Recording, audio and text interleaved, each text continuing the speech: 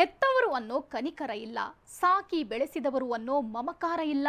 ವೃದ್ಧ ತಂದೆ ತಾಯಿಗಳು ಅನಾರೋಗ್ಯಕ್ಕೆ ತುತ್ತಾಗ್ತಿದ್ದಂತೆ ಆಸ್ಪತ್ರೆಯಲ್ಲೇ ಬಿಟ್ಟು ಮಕ್ಕಳು ಎಸ್ಕೇಪ್ ಆಗ್ತಿದ್ದಾರೆ. ಬೆಳಗಾವಿ ಆಸ್ಪತ್ರೆಯಲ್ಲಿ ಇಂಥ ಅಮಾನವೀಯ ಪ್ರಕರಣಗಳು 100ರ ಗಡಿ ದಾಟ್ತಿದ್ದಂತೆ ಸರ್ಕಾರ ಗಟ್ಟಿ ನಿರ್ಧಾರವೊಂದನ್ನ ಕೈಗೊಂಡಿದೆ. ಮಕ್ಕಳಿಂದ ದೂರ ಆಗಿರೋ ವೃದ್ಧರು, ತಂದೆ ತಾಯಿಗಳನ್ನ ದೂರ ಮಾಡ್ತಿರೋ ಮಕ್ಕಳ ಮನಸ್ಥಿತಿಯನ್ನ ಅಪ್ಪು ನಟನೆಯ ರಾಜ್ಕುಮಾರ ಸಿನಿಮಾದಲ್ಲಿ ತೋರಿಸೋ ಮೂಲಕ ಪಾಪಿ ಮಕ್ಕಳಿಗೆ ಪಾಠ ಕಲಿಸೋ ಕೆಲಸ ಮಾಡಲಾಗಿತ್ತು. ಆದರೆ ರಾಜ್ಯದಲ್ಲಿ ಇಂಥ ಮನಸ್ಥಿತಿಯ ಮಕ್ಕಳ ಸಂಖ್ಯೆ ಮಾತ್ರ ಕಡಿಮೆಯಾಗ್ತಿಲ್ಲ.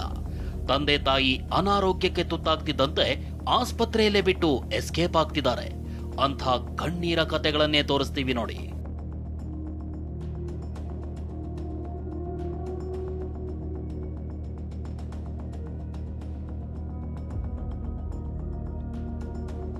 ವೃದ್ಧ ತಂದೆ ತಾಯಿಯನ್ನ ಆಸ್ಪತ್ರೆಯಲ್ಲೇ ಬಿಟ್ಟು ಎಸ್ಕೇಪ್ ಆಗ್ತಿರೋ ಮಕ್ಕಳು. ಬೆಳಗಾವಿ ಜಿಲ್ಲಾಸ್ಪತ್ರೆಯೊಂದರಲ್ಲೇ 150 ಪ್ರಕರಣ. ಅಪ್ಪನ ಜಮೀನು ಬೇಕು, ಅಪ್ಪ ಕಟ್ಟಿದ ಮನೆ ಬೇಕು, ಅಪ್ಪನ ಹಣ ಬೇಕು. ಆದ್ರೆ ಅನಾರೋಗ್ಯ ಪೀಡಿತನಾದ ಅಪ್ಪ ಅಮ್ಮ ಮಾತ್ರ ಮಕ್ಕಳಿಗೆ ಬೇಡವಾಗಿದ್ದಾರೆ. ದಿನೇ ದಿನೇ ರಾಜ್ಯದಲ್ಲಿ ಇಂಥ ಪ್ರಕರಣಗಳು ಹೆಚ್ಚಾಗ್ತಿವೆ. ಬೆಳಗಾವಿಯ ಬಿಮ್ಸ್ ಒಂದರಲ್ಲೇ ಇಂಥ 152 ಪ್ರಕರಣ ದಾಖಲಾಗಿವೆ. ಇದರಿಂದ ಎಚ್ಚೆತ್ತುಕೊಂಡಿರೋ ಸರ್ಕಾರ ಪಾಪಿ ಮಕ್ಕಳಿಗೆ ಪಾಠ ಕಲಿಸಲು ಹೊರಟಿದೆ.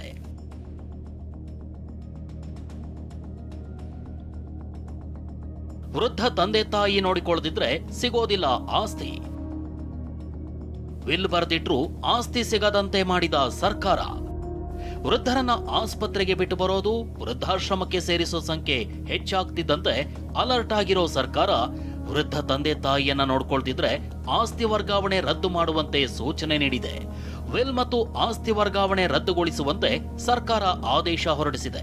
ಕಳೆದೊಂದು ವಾರದಿಂದ ನಿರಂತರ ಸಭೆ ನಡೆಸಿದ್ದ ವೈದ್ಯಕೀಯ ಶಿಕ್ಷಣ ಸಚಿವ ಶರಣ್ ಪ್ರಕಾಶ್ ಪಾಟೀಲ್ ಇಂಥದ್ದೊಂದು ಖಡಕ್ ಸಂದೇಶ ರವಾನಿಸಿದ್ದಾರೆ.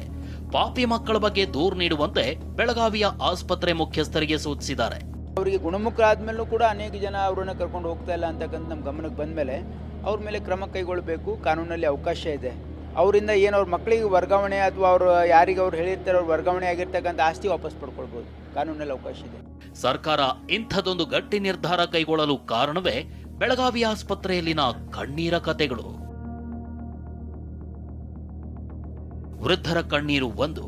ಬೆಳಗಾವಿಯ ವಕೀಲ 69 ವರ್ಷದ NH ಅತ್ತಾರ 5 ತಿಂಗಳ ಹಿಂದೆ ಕಾಲ್ನೋವಿನಿಂದ ನರಳಾಡ್ತಿದ್ರು. ನೋವಿನಿಂದ ನರಳುತ್ತಾ ಇದ್ದಂತೆ ತಂದೆಯಿಂದ ಪತ್ನಿ ಮಕ್ಕಳು ದೂರ ಆಗಿದ್ರು. 2024ರಿಂದಲೂ ಬಿಮ್ಸ್ ಆಸ್ಪತ್ರೆಯಲ್ಲಿರೋ ವಕೀಲ ಇಲ್ಲೇ ಟ್ರೀಟ್ಮೆಂಟ್ ಪಡೀತಿದ್ದಾರೆ. ಆದರೆ ಒಮ್ಮೆಯೂ ಇವರನ್ನ ನೋಡಲು ಮಕ್ಕಳು ಬಂದೇ ಇಲ್ಲ. ಗದಗ್ ನಗರದ 72 ವರ್ಷದ ಪರಶುರಾಮ್ಗೆ ಹೆಂಡತಿ, 2 ಮಕ್ಕಳಿದ್ದಾರೆ. 15 ದಿನದಿಂದಲೂ ಬಿಮ್ಸ್ ಆಸ್ಪತ್ರೆಯಲ್ಲಿ ಇವರು ಚಿಕಿತ್ಸೆ ಪಡಿತಾ ಇದ್ರು. ಯಾರೂ ನನ್ನನ್ನ ನೋಡಲು ಬರ್ತಿಲ್ಲ ಅಂತ ಕಣ್ಣೀರು ಹಾಕಿದ್ದಾರೆ.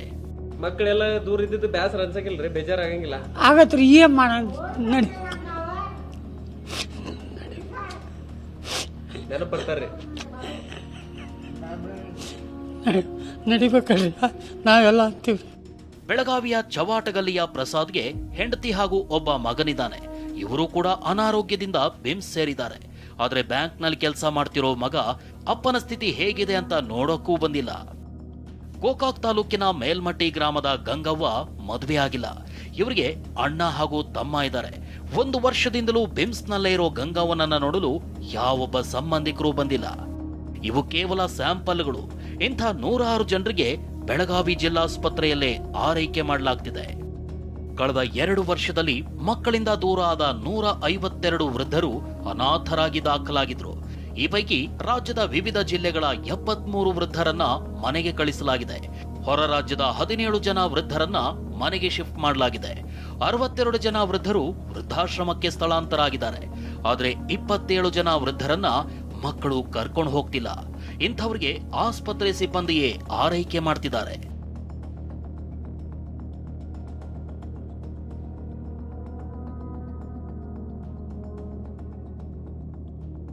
ಇಪ್ಪತ್ತೇಳು ಜನ ಈಗ ಪ್ರಸ್ತುತ ನಮ್ಮ ಆಸ್ಪತ್ರೆಯಲ್ಲಿ ಇದ್ದಾರೆ. ಅದರಲ್ಲಿ 17 ಜನ ಹಾಗೆ ಬಂದಿದ್ದವರು, ಅವರು ಇವರು ಕರ್ಕೊಂಡು ಬಂದು 10 ಜನರಿಗೆ ಸಂಬಂಧಿಕರಿದ್ದಾರೆ, ಮಕ್ಕಳಿದ್ದಾರೆ ಕೆಲವರಿಗೆ. ಅವರು ಇನ್ನೂ ಏನು ರೆಸ್ಪಾನ್ಸ್ ಕೊಡ್ತಾ ಇಲ್ಲ. ಅಪ್ಪ ಅಮ್ಮನ ಆಸ್ತಿಗಾಗಿ ಬಡಿದಾಡೋ ಮಕ್ಕಳು ಅವರು ಅನಾರೋಗ್ಯಕ್ಕೆ ತುತ್ತಾಗ್ತಿದ್ದಂತೆ ಆಸ್ಪತ್ರೆಯಲ್ಲೇ ಬಿಟ್ಟು ಎಸ್ಕೇಪ್ ಆಗ್ತಿದ್ದಾರೆ.